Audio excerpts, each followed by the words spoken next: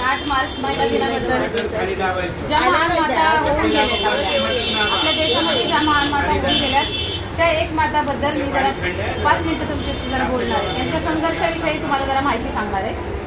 मी बोलणार आहे माझ्या लेकरांनो, मी तुमची माई सिंधुताई सकपाळ. मी माझ्या संघर्षाच्या बद्दल तुम्हाला माहिती सांगते जरा 2 शब्द.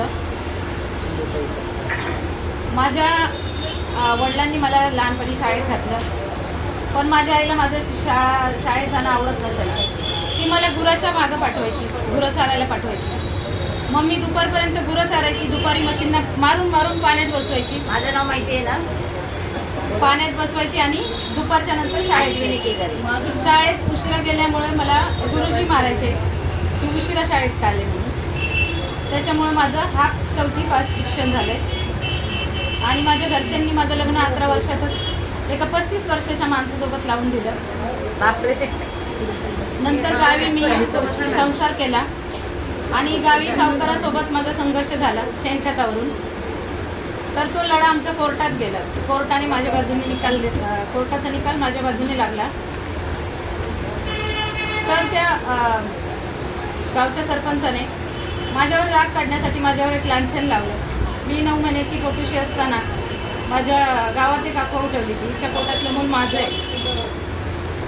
मग बाईवर लांछन लावायला एक शब्द काफी असतो. घरातल्यांनी मला लाथा बुक्क्या मारून घराच्या बाहेर हाकलून लावलं. तर मी 9 महिन्याची पोटुशी असताना गाईच्या गोट्यात राहिले आणि गाईच्या गोट्यात माझं बाळ झालं.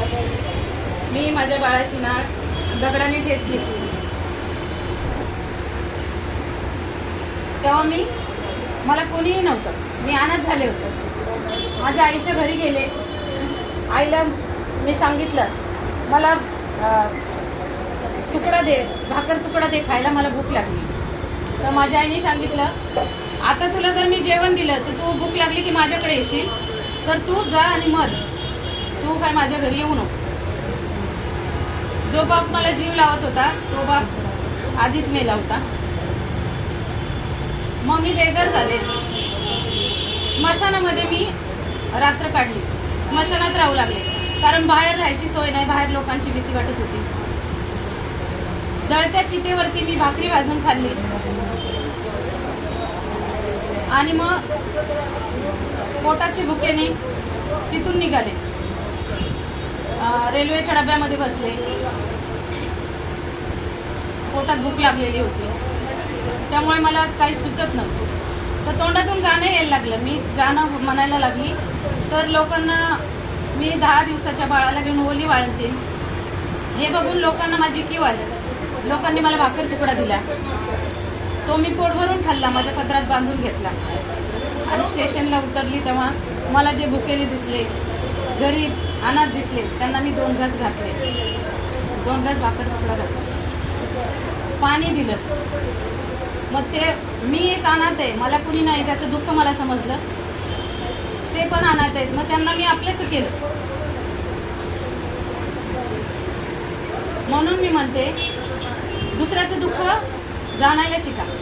स्वतःसाठी जगा, पण स्वतःसाठी जगताना दुसऱ्याच्या दुःखावर कुंकर घालायला विसरू नका. कारण मी जे सोसले ते दुसऱ्यांनी सोसू नये असं मला वाटतं. मी देश विदेशी गेले, भरपूर भाषणं केली. माझा पदर पसरून मी माझ्या लेकरांसाठी झोळी पुढं केली. लोकांनी पण मला भरभरून दिलं. आज माझ्याकडं हजारो लेकरांची आज मी माई आहे. 282 माझे जावई आहेत. 49 सुनांची मी सासू आहे आणि 750 पुरस्काराची मी मानकरी आहे. तर म्हणून मी सांगते, खचू नका, धीर सोडू नका. आजचा दिवस वाईट आहे तर उद्याची सकाळ आपली वाट बघते. संघर्ष करा आणि जगायला शिका.